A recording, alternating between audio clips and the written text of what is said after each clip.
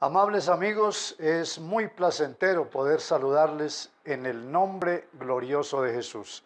Bienvenidos a participar de la rica palabra de Dios. El tema para compartir en esta ocasión, nuestra verdadera identidad. Vamos a mirarlo en tres niveles. Identidad por el nuevo nacimiento, identidad por el nombre de Jesús, identidad por el fruto del Espíritu Santo. Bienvenidos y dejemos que la bendición del Señor se derrame en abundancia sobre todos y cada uno de nosotros. Cuando hablamos de identidad, nos referimos a esos documentos que son indispensables en la vida personal o incluso familiar. Cuando viajamos, es sumamente conveniente y, por qué no decir, indispensable llevar nuestra cédula de identidad. Esto si lo hacemos a nivel nacional.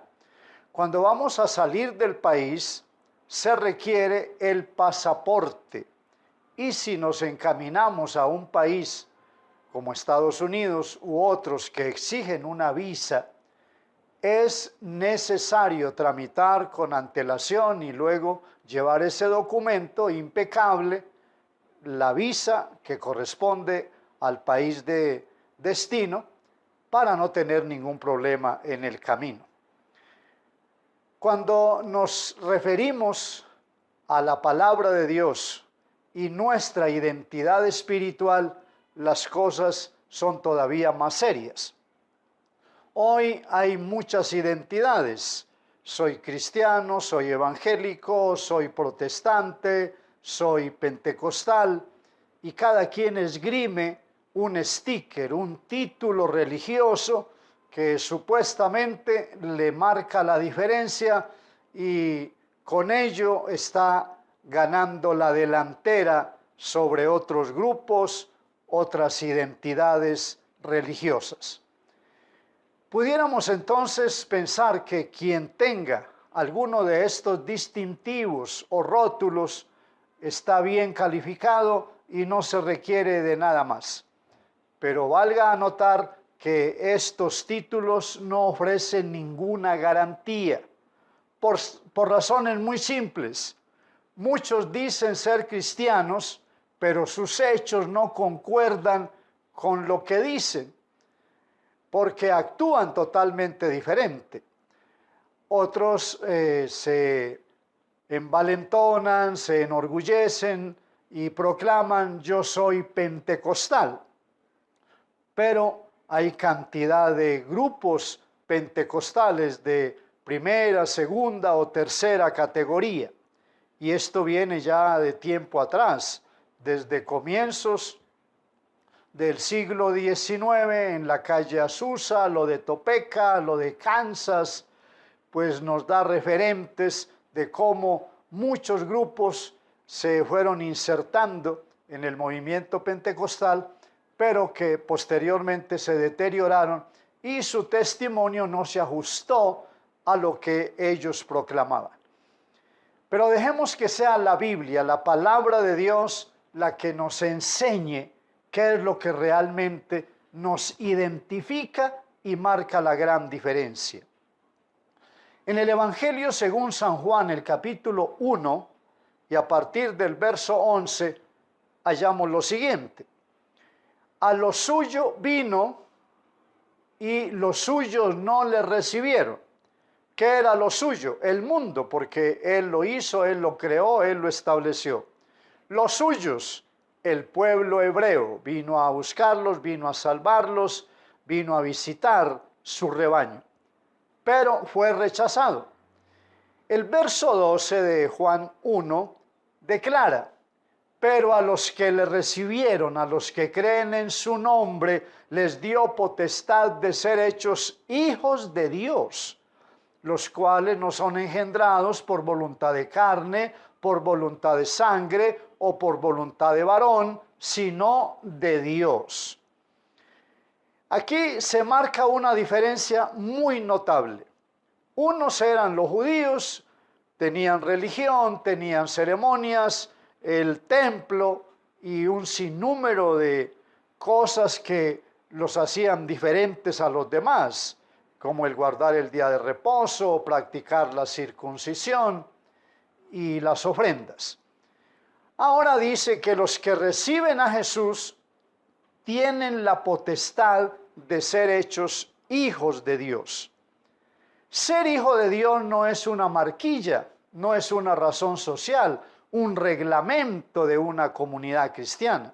Ser hijo de Dios es un proceso que se da por engendramiento. Para que haya una planta se requiere una semilla, para que nazca un hijo debe ser engendrado. Y eso tiene un proceso, se llama gestación. Una vez que se produce la concepción, porque bien sabemos el hombre es facultado para engendrar, la mujer es facultada para concebir. Cuando se produce la concepción de esa criatura, se inicia el proceso.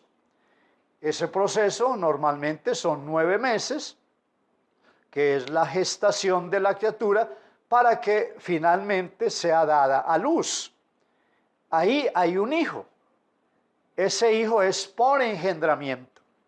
El mismo proceso se da, pero en términos espirituales.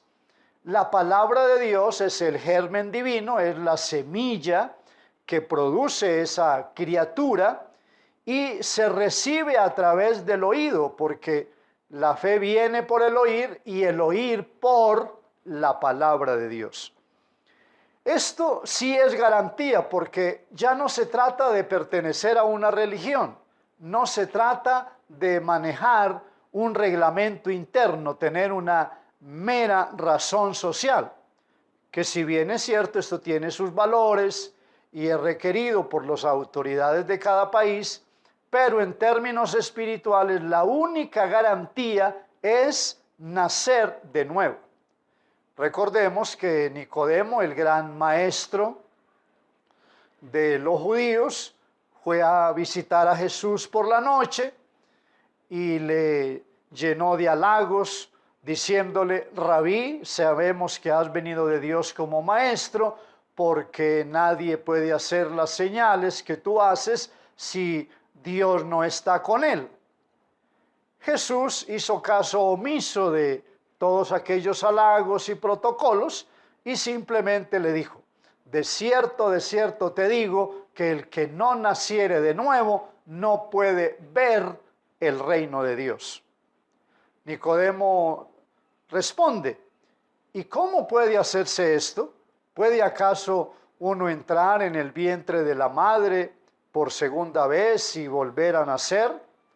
Jesús afianza esta verdad diciéndole: de cierto te digo que el que no naciere del agua y del Espíritu no puede entrar en el reino de Dios.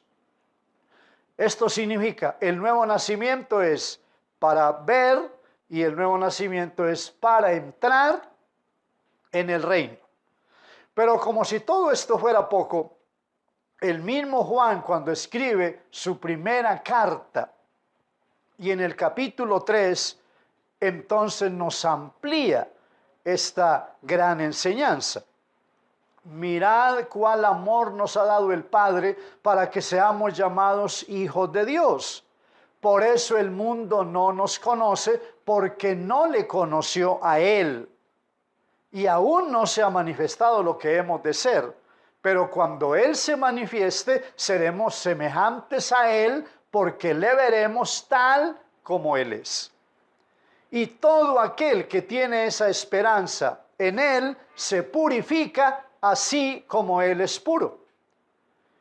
Esto entonces es identidad plena por el nuevo nacimiento, por ser hecho hijo de Dios, porque somos nuevas criaturas. Y claro, si hemos pasado por ese proceso y el mismo Espíritu Santo certifica que somos hijos de Dios, no hemos de tener ninguna duda. Porque alguien se estará preguntando: ¿y quién da el certificado?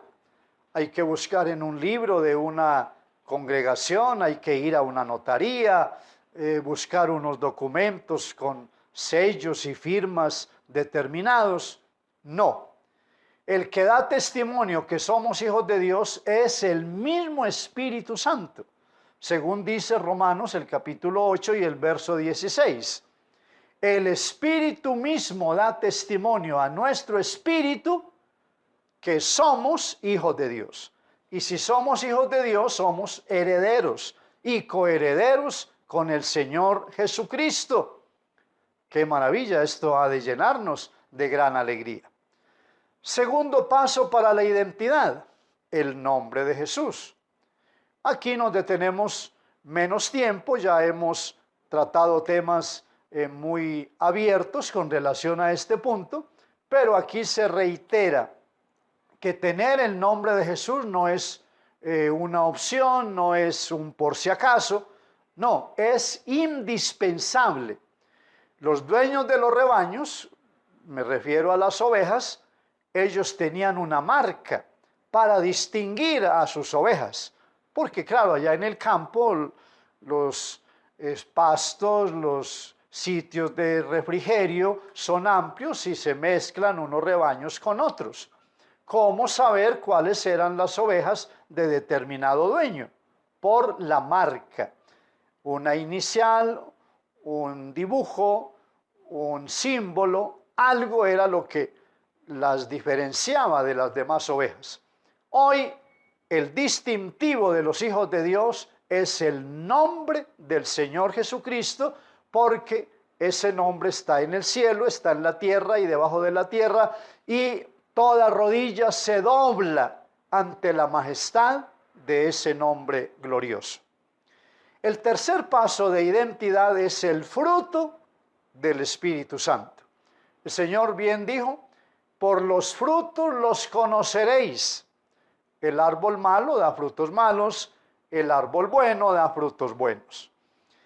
¿Qué debe producir un hijo de Dios? ¿Qué ha de producir el que tiene el nombre glorioso de Jesucristo? Debe producir el fruto, no de la religión, no de una secta, no de una institución meramente humana, ha de producir el fruto del Espíritu Santo.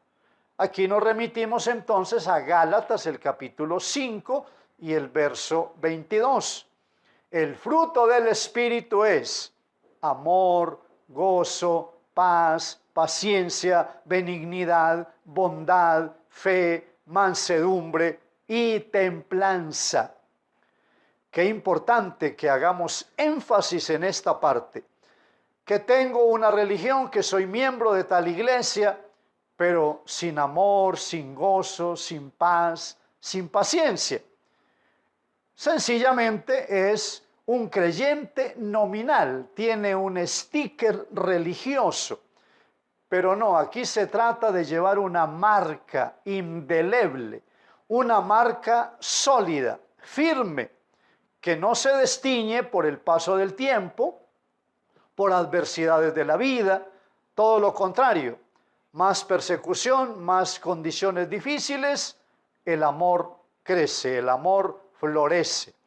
Y no olvidemos que Juan en esto fue muy enfático. El que no ama a su hermano es un homicida. Así que eso de aborrecer, de tener en poco, menospreciar a los hermanos en la fe, no es agradable a los ojos de Dios. El gozo. Una persona convertida, convencida de las grandezas y maravillas del Señor, vive plena de gozo. Y aquí les dejo una idea interesante. Isaías, el capítulo 12, es un cántico de alabanza, es bellísimo, y el verso 4 declara: sacaréis con gozo aguas de las fuentes de la salvación. No es con cara de tristeza, con cabello desgreñado, con alaridos, con súplicas innecesarias y de lástima que se obtienen las grandes bendiciones de Dios. No, es con gozo. Sacaréis con gozo aguas de las fuentes de la salvación. Estos son dones, ministerios, sanidades, bendiciones a granel. Qué bueno que hayan estado con nosotros una vez más. Mil gracias y no olviden suscribirse a nuestro canal y recomiéndelo a un amigo, un familiar, a su vecino. ¿Por qué? Porque esto es riqueza que nos traerá un futuro muy luminoso en la presencia de Dios desde hoy y para siempre.